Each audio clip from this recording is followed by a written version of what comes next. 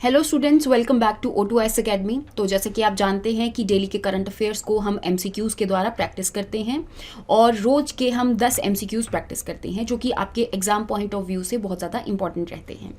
तो आज के MCQs शुरू करने से पहले अगर आपको इस वीडियो की PDF चाहिए तो आप हमारी O2S अकेडमी की ऐप को डाउनलोड कर सकते हैं और यहाँ पर ये PDF आपको मिल जाएगी। स्टार्ट करते हैं आज के सबसे पहले क्वेश्चन से, that is related to Siom bridge.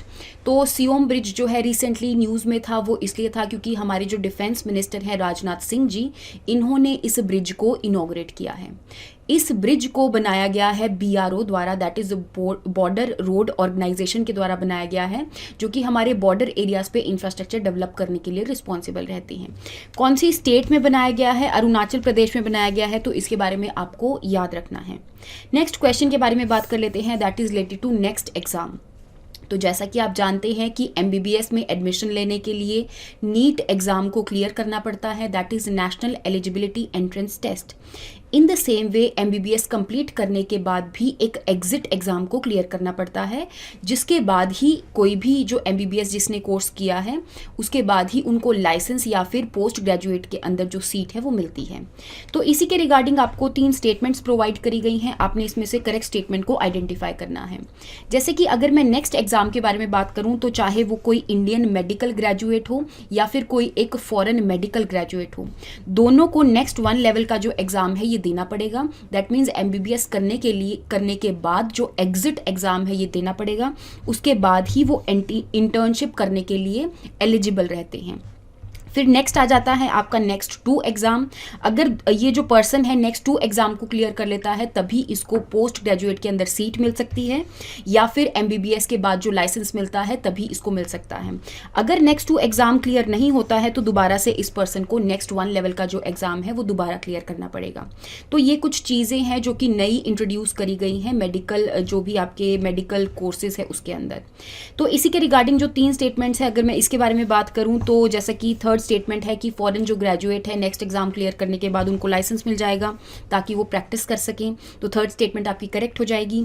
Second statement के बारे में अगर मैं बात करूं, MBBS करने के 10 साल के अंदर अंदर नेक्स्ट कितनी भी बार दे सकते हैं, एज सच कोई रिस्ट्रिक्शन नहीं है कि कितने नंबर ऑफ अटेम्प्ट्स आप देंगे। तो सेकंड स्टेटमेंट भी आपकी करेक्ट हो जाएगी। फर्स्ट स्टेटमेंट के बारे में अगर मैं बात करूं तो जितने भी कमीशन के द्वारा रिकॉग्नाइज किए गए हैं मेडिकल कॉलेजेस, तो उनके बाद ही इनको जो बेसिकली लाइसेंस या फिर PG के अंदर जो एडमिशन है वो मिल सकती है। जो मेडिकल कॉलेजेस कमीशन ने रिकॉग्नाइज नहीं किए हैं तो वो यहाँ पर एलिजिबल नहीं होंगे, ये ध्यान रखना है आपने। तो दैट मीन्स यहाँ पे आपकी तीनों की तीनों जो स्टेटमेंट्स हैं ये करेक्ट हो जाएंगी। नेक्स्ट क्वेश्चन के बारे में बात कर लेते हैं, that is related to mural paintings. तो मुराल पेंटिंग्स जो है हर दूसरे दिन द हिंदू के अंदर, इंडियन एक्सप्रेस के अंदर कोई ना कोई आर्टिकल आता रहता है। तो मुराल पेंटिंग के बारे में अगर मैं बात करूं तो मुराल पेंटिंग ऐसी टाइप की पेंटिंग्स है जिनको दीवारों पे या फिर क्लॉथ्स के ऊपर किया जाता था। तो आप देख सकते हैं जैसे कि हमारे एंशिएंट टाइम्स के अंदर केव्स और पैलेसेस के ऊपर भी, उनकी दीवारों के ऊपर भी मुराल्स जो हैं उनको बनाया गया था। तो इवन आपको एंशिएंट टाइम के अंदर अलग अलग जो केव्स है, जैसे अजंता अलोरा केव्स होगी, बाघ केव्स हो गई, सीता नवसल केव्स होगी, तो इन सब के अंदर आपको मुराल पेंटिंग्स जो है ये देखने को मिलेगी। तो दैट मीन्स आपकी दोनों की दोनों जो स्टेटमेंट्स हैं ये करेक्ट हो जाएगी। नेक्स्ट क्वेश्चन के बारे में बात कर लेते हैं, दैट इज रिलेटेड टू वायरोवोर। वायरोवोर का मतलब है कि ऐसा ऑर्गेनिज्म जो कि वायरस को ईट करता है या फिर वायरस के ऊपर फीड करता है। तो इसी के रिगार्डिंग आपको 2 स्टेटमेंट्स प्रोवाइड करी गई हैं, आपने इसमें से करेक्ट स्टेटमेंट को आइडेंटिफाई करना है। जैसे कि अभी जो साइंटिस्ट्स वगैरह हैं उन्होंने एक नए ऑर्गेनिज्म को आइडेंटिफाई किया है जो कि वायरसेस को खाता है। तो ये जो ऑर्गेनिज्म है ये एक्चुअली प्रोटिस्ट की एक स्पीशीज़ है। प्रोटिस्ट के बारे में अगर मैं बात करूँ तो जो साइंटिस्ट्स हैं जैसे कि RH विटेकर है, उसने ऑर्गेनिजम्स को यहाँ पे 5 अलग अलग किंगडम के अंदर क्लासीफाई किया था, जिसमें मोनेरा, प्रोटिस्टा, फंजाई, एनिमेलिया और प्लांटी था। अब अगर मैं प्रोटिस्टा के बारे में बात करूं तो इसके अंदर सारे यूनिसेलुलर ऑर्गेनिजम्स आते हैं जो कि यूकैरियोटिक हैं। दैट मीन्स इनके सेल के अंदर आपको न्यूक्लियस और सेल ऑर्गेनेलीज जो हैं ये देखने को मिलेंगी। तो दैट मीन्स जो आपकी फर्स्ट स्टेटमेंट है कि एक्चुअल स्पीशीज ऑफ प्रोटिस्ट है जो कि वायरसेस के ऊपर फीड करता है, तो फर्स्ट स्टेटमेंट आपकी करेक्ट हो जाएगी। सेकंड स्टेटमेंट के बारे में अगर मैं बात करूं कि जो प्रोटिस्ट हैं वो अलग अलग न्यूट्रिएंट्स या फिर अलग अलग जो एटम्स और मॉलिक्यूल्स हैं उससे मिलकर बना होता है, जिसमें आपके अलग अलग न्यूक्लिक एसिड्स आ जाएंगे, जैसे कि डीएनए आरएनए आ जाएगा, नाइट्रोजन आ जाएगा, फॉस्फोरस आ जाएगा। अगेन डीएनए और आरएनए के अंदर नाइट्रोजन और फॉस्फोरस तो प्रेजेंट होता ही है। तो दैट मीन्स यहाँ पे आपकी दोनों की दोनों जो स्टेटमेंट्स है ये करेक्ट हो जाएगी। नेक्स्ट क्वेश्चन के बारे में बात कर लेते हैं, that is related to heat dome. Heat dome के बारे में अगर मैं बात करूं तो आपने न्यूज़पेपर्स में भी देखा होगा कि यूरोप वाले रीजन के अंदर स्पेशली जो स्कैंडिनेवियन, पोलैंड हो गया, देन इज जर्मनी हो गया, तो यूरोपियन कंट्रीज के अंदर जो हीट डोम है वो बन गया है, तो इस वजह से ही न्यूज़पेपर्स में आपको देखने को मिला होगा। हीट डोम के बारे में अगर मैं बात करूं तो जैसा कि आप जानते हैं कि जो अपर एटमॉस्फेयर है, जैसे कि स्ट्रेटोस्फेयर हो गया, ट्रोपोस्फेयर हो गया, तो उसके अंदर जो जेट स्ट्रीम्स हैं वो फ्लो करती हैं अबव द सी सरफेस। तो सी सरफेस के बहुत ज़्यादा ऑल्टीट्यूड के ऊपर जो जेट स्ट्रीम्स हैं वो फ्लो करती हैं।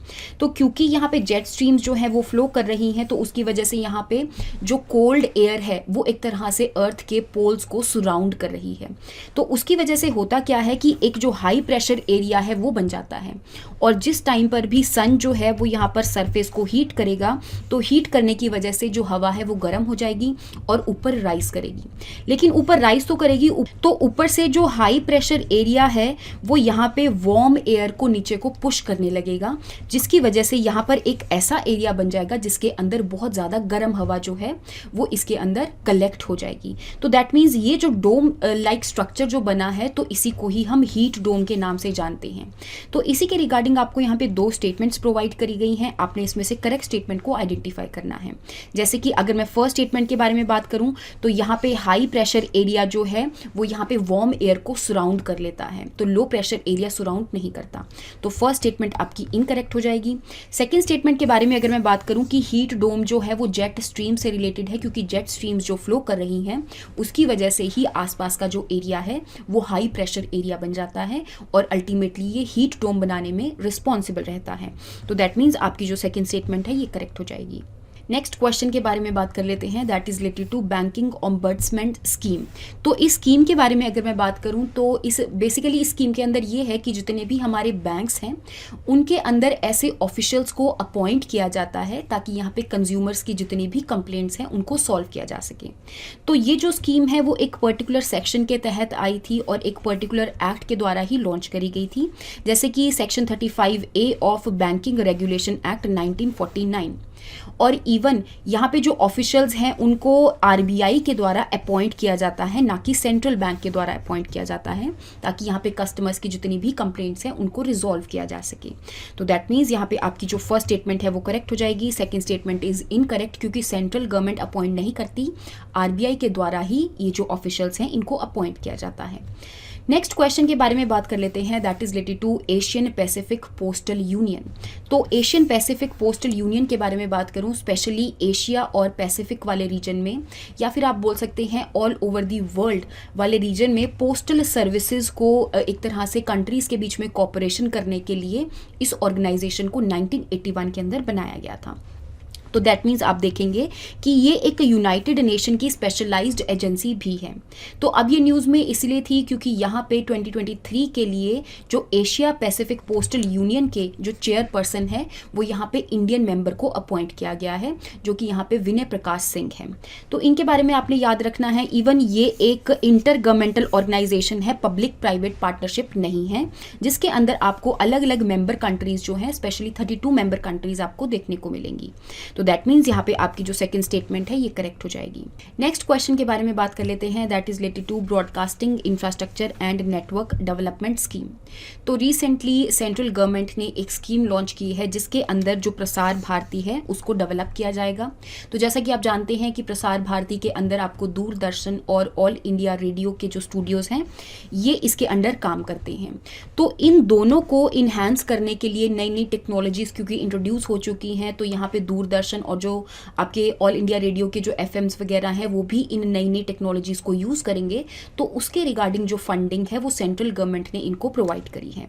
तो सबसे पहली बात तो ये एक सेंट्रल सेक्टर स्कीम है, दैट मीन्स सारी की सारी जो फंडिंग है वो यहाँ पे सेंट्रल गवर्नमेंट के द्वारा आएगी और इसमें प्रसार भारती को उसके इंफ्रास्ट्रक्चर को डेवलप किया जाएगा, जिसमें दूरदर्शन और ऑल इंडिया रेडियो के जो स्टूडियोज़ हैं उनको यहाँ पे अपग्रेड किया जाएगा। तो दैट मीन्स आपकी सेकेंड स्टेटमेंट जो है दैट इज़ इनकरेक्ट, क्योंकि यहाँ पे second statement is talking about कि यहाँ पे उनको अपग्रेड नहीं किया जाएगा। तो आपने ध्यान रखना है कि इसमें फर्स्ट स्टेटमेंट आपकी करेक्ट हो जाएगी।